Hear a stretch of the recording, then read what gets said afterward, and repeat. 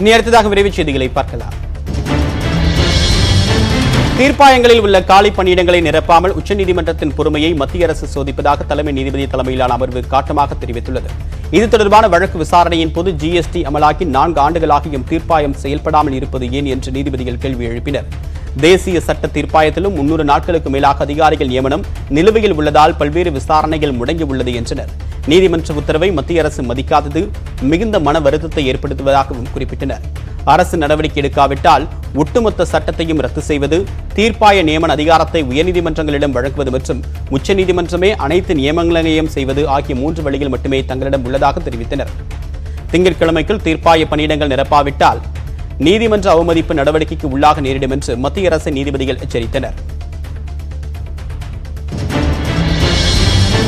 மகாராஷ்டிராவில் சிறுத்தையும் பூனையும் நேருக்கு நேராக மல்லுக்கட்டும் ருசிகர சம்பவம் நடந்துள்ளது. நாசிக்கில் பூனை ஒன்றை சிறுத்தை துரத்தி வந்தது. எதிர்பாராத விதமாக 2 மேய்க்கிணற்றில் விழுந்தன. தண்ணீரில் துள்ளி குதித்த பூனை படியில் ஏறிக்கொள்ள சிறுத்தையும் சீறி பாய்ந்து பூனையை தாக்க முயன்றது. இதனை கண்ட மக்கள் வனத்துறைக்கு தகவல் அளித்தனர். அதைத் தொடர்ந்து சிறுத்தை மற்றும் பூனையை வனத்துறையினர் பாதுகாப்பாக மீட்டனர். பின்னர் சிறுத்தை அடர் வனப்பகுதிக்குள் விடப்பட்டது.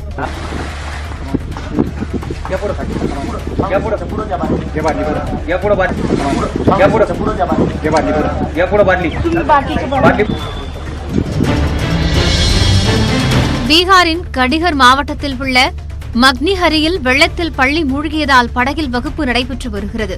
6 மாதங்களாக வெள்ளம் ஓடுவதால் பள்ளிக்குள் செல்ல முடியாத நிலை ஏற்பட்டுள்ளதாக ஆசிரியர்கள் கூறுகின்றனர். தண்ணீர் வடியும் வரை படகில் மாணவர்களை அமர வைத்து வகுப்புகளை தொடரவுள்ளதாகவும் அவர்கள் தெரிவித்துள்ளனர். கொரோனா ஊரடங்கால் ஏற்கனவே பாடங்கள் நடத்தப்படாத நிலையில் தற்போது வேறு வழி இல்லாததால் தினமும் படகை தேடி வந்து பாடம் படித்துச் செல்வதாக மாணவர்கள் தெரிவித்துள்ளனர். 2 தவணை கொரோனா தடுப்பூசி செலுத்தியவர்களுக்கு பூஸ்டர் டோஸ் செலுத்த உலக சுகாதார நிறுவனம் அனுமதி அளித்தால் அதனை செயல்படுத்தும் முதல் மாநிலமாக தமிழ்நாடு இருக்கும் என்று மருத்துவத்துறை அமைச்சர் மா சுப்பிரமணியன் தெரிவித்துள்ளார். சட்டப்பேரவையில் நேரமில்லா நேரத்தில் பூஸ்டர் டோஸ் செலுத்துவது தொடர்பாக எதிர்க்கட்சித் தலைவர் எடப்பாடி பழனிசாமி மற்றும் முன்னாள் அமைச்சர் விஜயபாஸ்கர் ஆகியோர் கவன ஈர்ப்பு தீர்மானம் கொண்டு வந்தனர். தீர்மானத்தின் மீது பேசிய விஜயபாஸ்கர், கொரோனாவுக்கு எதிராக 2 தவணை தடுப்பூசி செலுத்தியவர்களுக்கு 3வது தவணையாக பூஸ்டர் டோஸ் செலுத்துவது குறித்து பூர்வாங்க பணியை அமெரிக்கா தொடங்கியிருப்பதாகவும் தமிழ்நாட்டில் பூஸ்டர் டோஸ் செலுத்துவது குறித்து அரசின் நிலைப்பாடு என்ன என்றும் கேள்வி எழுப்பினார்.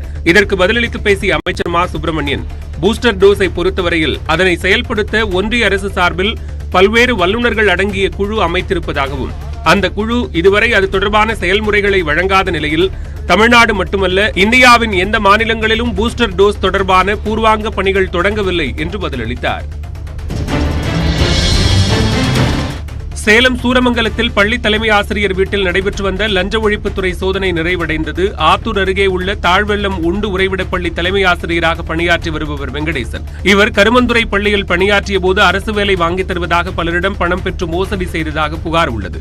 இதேபோன்று சமையலர் பணிக்கு போலி ஆணை வழங்கிய வழக்கிலும் இவருக்கு தொடர்பு இருப்பதாக சந்தேகிக்கப்படுகிறது. தொடர் புகார்கள் காரணமாக அவரது வருவாய் ஆவணங்களை ஆய்வு செய்து அறிக்கை அளிக்க லஞ்ச ஒழிப்புத்துறைக்கு நீதிமன்றம் உத்தரவிட்டது. இதனையடுத்து அவரது வீட்டில் லஞ்ச ஒழிப்புத்துறையினர் சோதனை மேற்கொண்டனர். சுமார் 8 மணி நேரத்திற்கு மேலாக நடைபெற்ற இந்த சோதனையில் முக்கிய ஆவணங்கள் கைப்பற்றப்பட்டதாக தகவல் வெளியாகியுள்ளது. மேட்டுப்பாளையம் உதகை இடையேயான மலை ரயில் சேவை 4 மாதங்களுக்கு பிறகு மீண்டும் தொடங்கியுள்ளது. நீலகிரிக்கு சுற்றுலா செல்பவர்கள் கோவை மாவட்டம் மேட்டுப்பாளையத்திலிருந்து உதகைக்கு வனப்பகுதி வழியாக இயக்கப்படும் மலை ரயிலில் பயணிக்க ஆர்வம் காட்டுவார்கள்.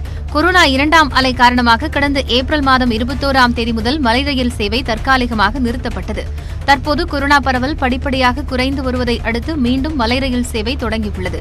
மேட்டுப்பாளையம் ரயில் நிலையத்திலிருந்து காலை 7:10 மணிக்கு உதகைக்கு முதல் ரயில் புறப்பட்டுச் சென்றது. இதில் ஏராளமான சுற்றுலா பயணிகள் மகிழ்ச்சியுடன் பயணித்தனர்.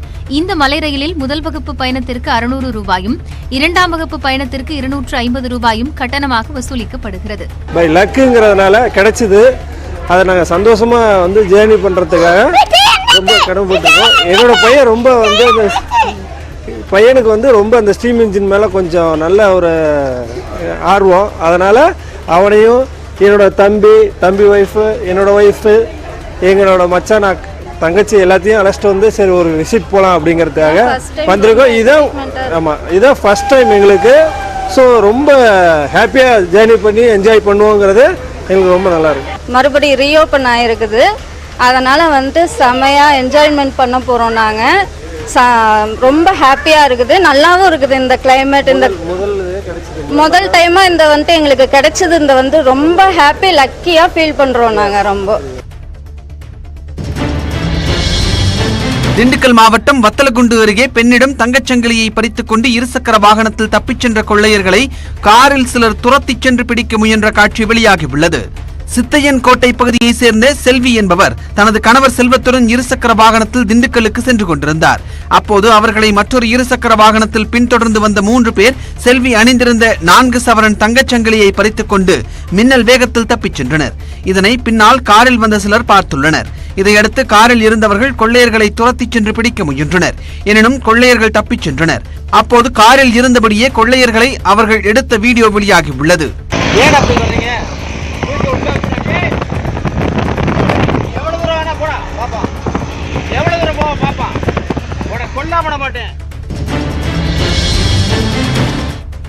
திருவாரூர் மாவட்டம் நன்னிலம் அருகே ரத்தத்துடன் சாலைகளில் கொட்டப்பட்டுள்ள 200க்கும் மேற்பட்ட ஊசிகளால் பரபரப்பு ஏற்பட்டது. சோத்தக்குடி கிராமத்திலிருந்து சுமார் 1 கிலோமீட்டர் தொலைவில் நன்னிலம் அரசு மருத்துவமனை மற்றும் தனியார் ஆய்வகம் உள்ளது. இந்த இரத்த மாதிரிகள் அரசு மருத்துவமனைகளில் சேகரிக்கப்பட்டதா அல்லது வேறு ஏதேனும் காரணங்களுக்காக எடுத்துச் செல்லப்பட்டதா என்ற கோணத்தில் போலீசார் விசாரணை மேற்கொண்டு வருகின்றனர். கிராமப்புற சாலை என்பதால் இங்கு சிசிடிவி கேமராக்கள் எதுவும் இல்லை.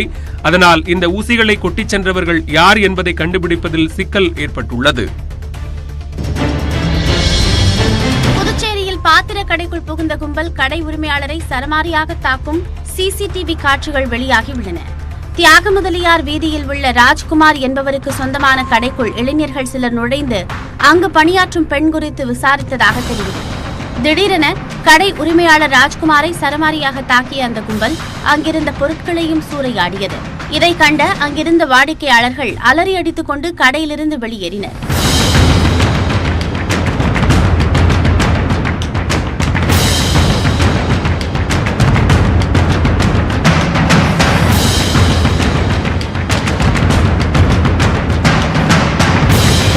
அங்கிருந்து வெளியேறிய கும்பல் மேலும் 2 கடைகளையும் சூறையாடியதாக கூறப்படுகிறது. இது தொடர்பான புகாரின் பேரில் தாக்குதலில் ஈடுபட்ட இளைஞர்களை போலீசார் தேடி வருகின்றனர். பாகிஸ்தான் கிரிக்கெட் அணியின் தலைமை பயிற்சியாளர் பதவியிலிருந்து மிஸ்பா உல்லக் விலகியுள்ளார். பாகிஸ்தான் கிரிக்கெட் அணியில் வீரர்கள் தேர்வு உள்ளிட்ட பல்வேறு விஷயங்களில் குளறுபடி நிலவி வந்த நிலையில் விமர்சனங்கள் எழுந்தன. அதனைத் தொடர்ந்து தலைமை பயிற்சியாளர் மிஸ்பா உல்லக்கும் பந்துவீச்சு பயிற்சியாளர் வக்கார் யூனிஸும் பதவி விலகியுள்ளனர். அவர்களுக்கு பதிலாக முன்னாள் பந்துவீச்சாளர் சக்லைன் முஷ்டாக் மற்றும் முன்னாள் ஆல்ரவுண்டர் அப்துல் ரஷாக்கும் தற்காலிகமாக நியமிக்கப்பட்டுள்ளதாக பாகிஸ்தான் கிரிக்கெட் வாரியம் தெரிவித்துள்ளது. மற்ற செய்திகளை ஒரு சிறிய இடைவேளைக்கு பிறகு பார்க்கலாம்.